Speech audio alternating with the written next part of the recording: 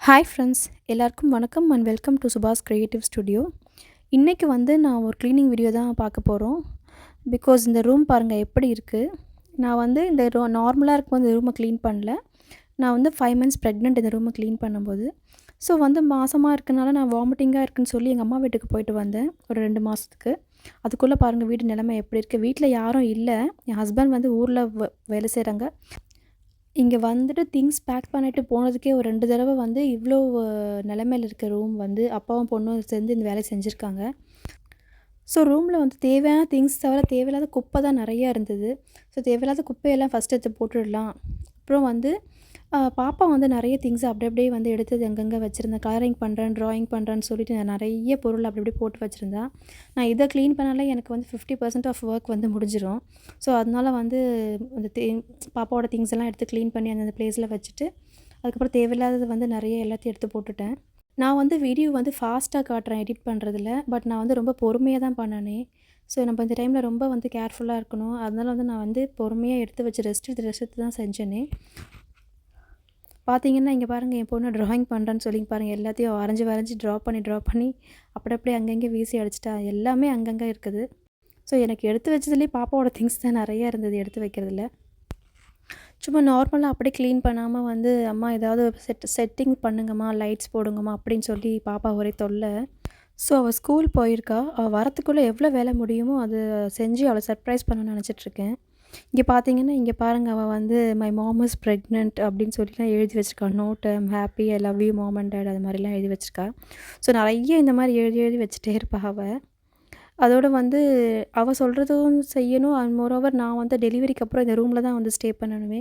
First வந்து எனக்கு C section, but next normal try பண்ணலான்னு சொல்லியிருக்காங்க டாக்டரு.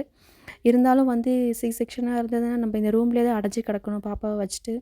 நமக்கு ஒரு மாதிரி இருக்கும். ஸோ கொஞ்சம் ரூம் வந்து கொஞ்சம் நீட் அண்ட் ப்ளசண்ட்டாக இருந்ததுன்னா பார்க்க கொஞ்சம் நமக்கும் கொஞ்சம் பெட்டராக ஃபீல் பண்ணுவோன்னு சொல்லி, இன்னும் 4 மாதம் போயிடுச்சுன்னா நம்மளால சுத்தம் பண்ண முடியாது சொல்லி இப்போவே டீப் கிளீனிங் பண்ணிவிட்டு, அதுக்கப்புறம் அப்படியே மெயின்டெனன்ஸ் ஈஸியாக இருக்கும். நம்ம வந்து தூசி சேராம பார்த்துக்கிட்டோமான்னு சொல்லி பிளான் பண்ணியிருந்தேன். ஏன்னா இதுக்கப்புறம் வந்து நான் ஃபுல்லா இங்கே தான் இருப்பேனே. டெலிவரிக்கு அம்மா தான் வந்து வீட்டுக்கு இங்கே வந்து செய்கிறேன்னு சொல்லியிருக்காங்க.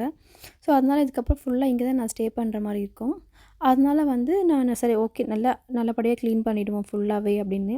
இன்றைக்கி வந்து எனக்கு குக்கிங் ஒர்க் எதுவுமே இல்லை. ஏன்னா அம்மா வீட்லேருந்து வந்ததுனால எனக்கு இங்கே வந்து கிச்சனும் கொஞ்சம் க்ளீனிங் ஒர்க் இருக்குது. லைட்டாக கவுண்டர் டாப் மட்டும் க்ளீன் பண்ணியிருந்தேன். ஃபுட்டு வந்து அம்மா வந்து எல்லாத்தையும் கொடுத்து விட்டுட்டாங்க. இன்றைக்கி வந்து எனக்கு ஃபுல்லாகவே அங்கேருந்து தான் சாப்பாடு, பிரேக்ஃபாஸ்ட் எல்லாமே. ஸோ அதனால் எனக்கு ரொம்ப ஈஸியாகிடுச்சு வேலை. நான் ரெஸ்ட் எடுத்து பண்ணுறதுக்கும் எனக்கு நல்லா வசதியாக இருந்தது. இந்த வீடியோவில் வந்து நான் உங்களுக்கு கண்டினியூஸாக ஒர்க் பண்ணுற மாதிரி காட்டுறேன். பட் கண்டிப்பாக நான் அதை மாதிரி செய்யல. நல்லா ரெஸ்ட் எடுத்து தான் பண்ணனே. அண்ட் மோரோவர் இது மேலே எனக்கு ஃபேன் க்ளீன் பண்ணுறதுக்கு, ஏசி வந்து நெட் ஃபுல்லாக வந்து ஃபில்டர்லாம் எடுத்து க்ளீன் பண்ணுறதுலாம் வந்து ஹஸ்பண்ட் வந்து ஒர்க் பண்ணிட்டுருந்தாங்க. பிரேக் டைமில் வந்தப்பலாம் வந்து அவங்க ஹெல்ப் பண்ணிட்டு போனாங்க. இன்ஃபேக்ட் நான் இது மாதிரி க்ளீன் பண்ணுறதுக்கு நல்லா திட்டு வாங்கினேன். என் ஹஸ்பண்ட் "எதுக்கு இந்த வேலை பண்ற? வந்து ஆள் வச்சு எதனா செஞ்சுக்கோன்னு" சொல்லி. பட் நம்மள மாதிரி எனக்கு ஆள் வச்சு செய்யும்போது நம்ம அளவுக்கு இந்த வேலை நீட்டாக செய்ய மாட்டாங்கன்ற ஒரு நினைப்பு. நம்மளே செஞ்சா தான் க்ளீனாக இருக்கும் சாட்டிஸ்ஃபை ஆவேன் நானே. ஸோ எல்லாமே டஸ்டிங்லாம் பண்ணி முடிச்சுட்டு ஃபுல்லாக பெருக்கி எடுத்துட்டேன். கொஞ்ச நேரம் ரெஸ்ட் எடுத்து சரி பால்கனிய வந்து வாஷ் பண்ணி விட்டுறலான்னு சொல்லி ஃபுல்லாக ரொம்ப பொறுமையா தான் வாஷ் பண்ணேனே. ஏன்னா இதில் ஃபாஸ்ட்டாக காட்டிகிட்ருக்கேன். நடக்கும்போதுக்கும் ரொம்ப பொறுமையா நடந்துட்டு இருந்தேனே. வேலை செஞ்சுட்டே இருக்கேன்னு சொல்லி ஹஸ்பண்ட் அடிக்கடி வந்து பார்த்துட்டே இருந்தாங்க. அப்புறம் வந்து ஃபுல்லாக மாப் போட்டுட்டேன். 2 டைம்ஸ் மாப் பண்ணேன் கம்ப்ளீட்டா. அப்போ தான் வந்து எனக்கு சாட்டிஸ்ஃபேக்ஷனாக இருக்கும்னு சொல்லி. ஏன்னா ஃபுல்லாக அவ்வளோ தூசி இருந்தது. ஃபுல்லாக வந்து மாப் பண்ணி கம்ப்ளீட்டா வந்து ஃப்ளோர் க்ளீன் ஆயிடுச்சு. கொஞ்சம் ஃப்ரெஷ்ஷாக ஃபீல் பண்ணேன் அப்போ தான் ரூம் வந்து மாப் பண்ணதுக்கப்புறம். டாக்டர் வந்து இனிஷியல் ஸ்டேஜில் வந்து எனக்கு வந்து அந்த நஞ்சு வந்து கீழே இருக்குது. நீங்கள் வந்து எந்த வேலையும் செய்யக்கூடாது, வெயிட் தூக்கக்கூடாது அப்படின்லாம் சொல்லியிருந்தாங்க. அப்புறம் எனக்கு நான் நிறைய வாமிட் பண்ணிகிட்டே இருந்தேன். ஃபர்ஸ்ட் பேபிக்கும் எனக்கு அப்படி தான் இருந்தது.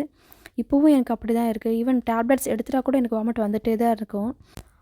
இந்த தடவ வந்து அம்மா எனக்கு நிறைய இந்த வீட்லேயே வந்து செஞ்சு இந்த வைத்தியம் மாரி வாமிட்ட கண்ட்ரோல் பண்ணுறதுக்கு அதெல்லாம் கொடுத்ததில வந்து நல்ல இம்ப்ரூவ்மெண்ட்டு. நல்லா சீக்கிரமாகவே வாமிட் கண்ட்ரோல் ஆயிடுச்சு.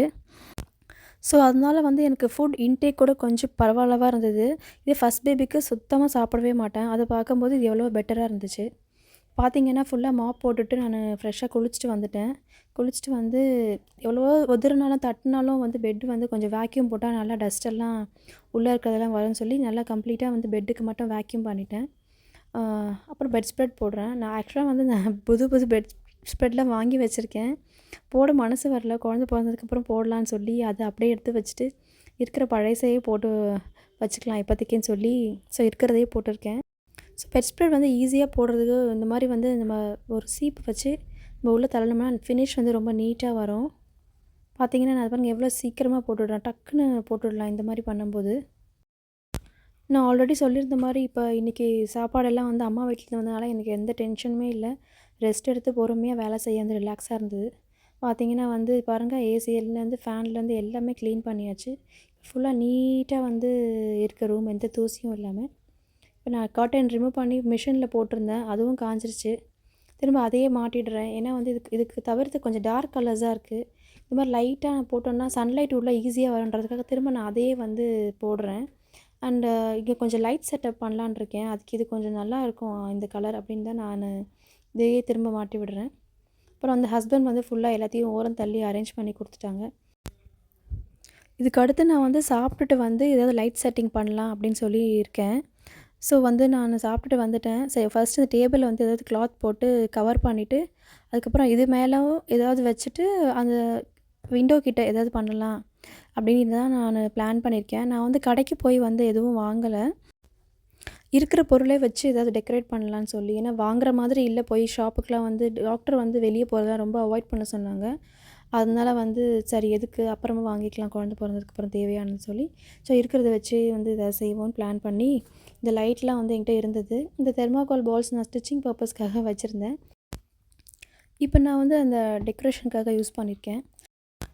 நான் இந்த கிருஷ்ணர் பொம்மையை ஏன் செலக்ட் பண்ணேன்னா எனக்கு இது ரொம்பவே பிடிச்ச பொம்மை. ரொம்ப வந்து அழகாக இருக்கும். ஸோ நம்ம அந்த மாதிரி கன்சீவாக இருக்கும்போது நமக்கு பிடிச்சது ஏதாவது பார்க்கணும்னு சொல்லி இது எனக்கு பார்க்கும்போதெல்லாம் ஒரு மாதிரி ஹாப்பியாக ஃபீல் பண்ணுவேன்.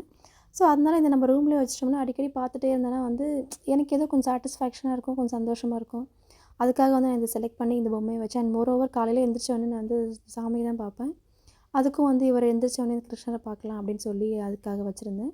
அப்புறம் வந்து இந்த பெபிள்ஸ், இந்த மார்பிள் ஸ்டோன்ஸ் என்கிட்ட இருந்துச்சு. அதை வந்து ஃபுல்லாக அதில் போட்டு கம்ப்ளீட்டாக அதை அழகாக அரேஞ்ச் பண்ணிட்டேன். ஆக்சுவலாக நேராக பார்க்க அழகாகவே இருந்தது. சரி இன்னும் இதுக்கு வந்து இவங்க கிருஷ்ணருக்கு ஒரு லைட் செட்டப் கொடுக்கலான்னு சொல்லி என்கிட்ட இந்த ஒரு சீரியல் லைட்டை வந்து இந்த மாதிரி சுற்றி போட்டு விட்டு ஆன் பண்ணேன். நல்லாவே இருந்துச்சு அது பார்க்க.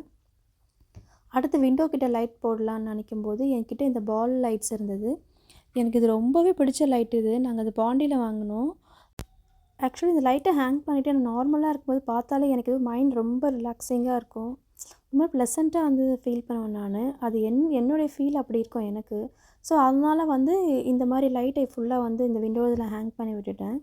நான் வந்து எனக்கு என்ன பிடிக்குமோ, எது எனக்கு மைண்ட் ரிலாக்ஸாக இருக்குமோ அதுக்கேற்ற மாதிரி இந்த ரூமை வந்து நான் மாற்றினேன். ஏன்னா நான் வந்து இந்த மாதிரி டைமில் வந்து நான் அந்த மாதிரி தான் பார்த்துட்டு இருக்கணும், சந்தோஷமாக இருக்கணும் அப்படின்னு சொல்லிட்டு பாருங்கள். பிஃபோர் அண்ட் ஆஃப்டர் நீங்கள் பார்த்துருப்பீங்க.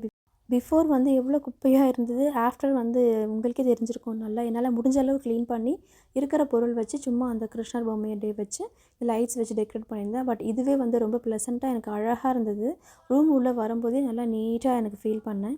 பாப்பா ஸ்கூல்லேருந்து வந்துட்டா அவள் ரொம்ப சர்ப்ரைஸாக ஃபீல் ஆனால் அவள் பயங்கர ஹாப்பி. இங்கே பாருங்கள், இங்கே பாருங்கள், அங்கே பாருங்கள், அம்மா இப்படி வீடியோ எடுங்க, அவங்க அப்பாவை கூப்பிட்டு என்னை அப்படி ஃபோட்டோ எடுங்க சொல்லி ஒரே தொல்லை பண்ணிட்டா. அப்புறம் ஈவினிங் ஆகிடுச்சு. சரி சொல்லிவிட்டு அவங்க ஹஸ்பண்ட்க்கு ஃபில்டர் காஃபியும் எனக்கும் பாப்பாவுக்கும் வந்து வாட்டர்மெலன் கட் பண்ணி நாங்கள் சாப்பிட்லான்னு சொல்லி நான் கட் பண்ணி எடுத்துகிட்டு போயிட்டு கொடுத்துட்டேன். ஆக்சுவலாக அவள் ரூமை விட்டு வெளியே வரவே இல்லை. அங்கே மேடம் அங்கேயே தான் இருந்தாங்களே. அம்மா எனக்கு இங்கே எடுத்துகிட்டு வந்து தாங்கம்மா, நான் இங்கே தான் சாப்பிடுவேன்னு சொல்லி, நான் இங்கே தான் படிப்பேன், நான் இங்கே தான் இருப்பேன்னு சொல்லி அவளுக்கு. ஸோ நான் கஷ்டப்பட்டு தான் இந்த ரூமை க்ளீன் பண்ணேன். பட் அவளுடைய ஹாப்பினஸ் பார்க்கும்போது எனக்கு ரொம்பவே ஹாப்பியாக இருந்தது. என்னுடைய கஷ்டமெல்லாம் டயர்டாக இருந்தது அன்றைக்கி பாடி. அதான் எங்கே போச்சுன்னு தெரியல. பாப்பா ஹாப்பியாக இருக்கும்போது கொஞ்சம் பிக்ஸ் அவளை எடுத்திருந்தோம். பாருங்கள், இந்த வீடியோ உங்களுக்கு பிடிச்சிருக்குன்னு நினைக்கிறேன்.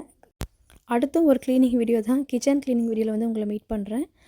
இவ்வளோ நேரம் இந்த வீடியோவை பொறுமையாக பார்த்ததுக்கு ரொம்பவே தேங்க்ஸ். பாய்.